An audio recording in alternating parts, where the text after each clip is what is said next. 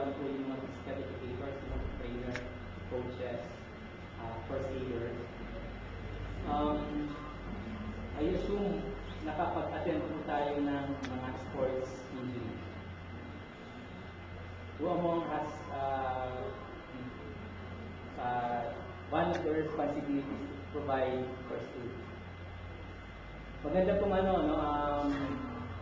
Red Cross is an organization which you can ask regarding basic life support, CPR.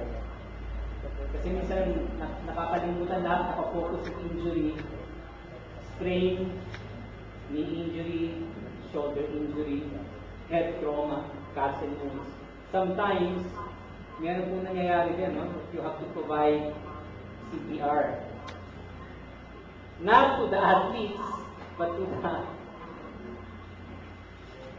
audience. No? Kaya kadalasan ito nangyayari sa amin sa Araneta. Okay.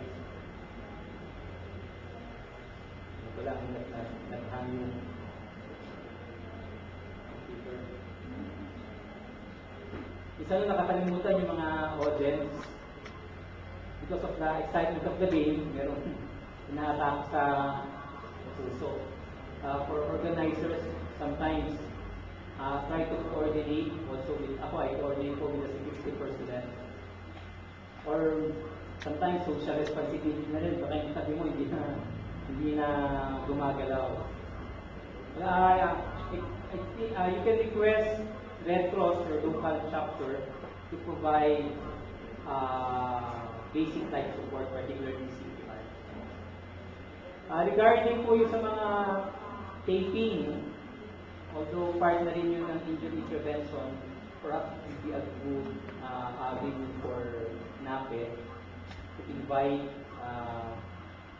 athletic trainers, particularly nauso po ngayon yung initiative or muscle tape, different colors.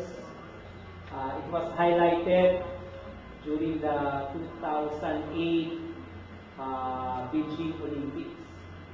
Marami po kasing tanong, naku, mahal yan, ano lang yan? Placebo effect, pang-forma, nagsabihin, meron kang tape.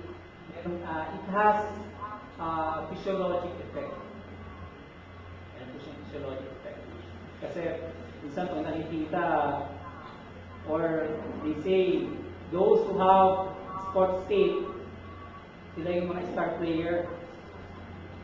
Yung mga parating nakaupo, hindi nagagamit, walang sports tape. Meron po, there's a science in applying sports tape. Dati po kasi, ang ginagamit,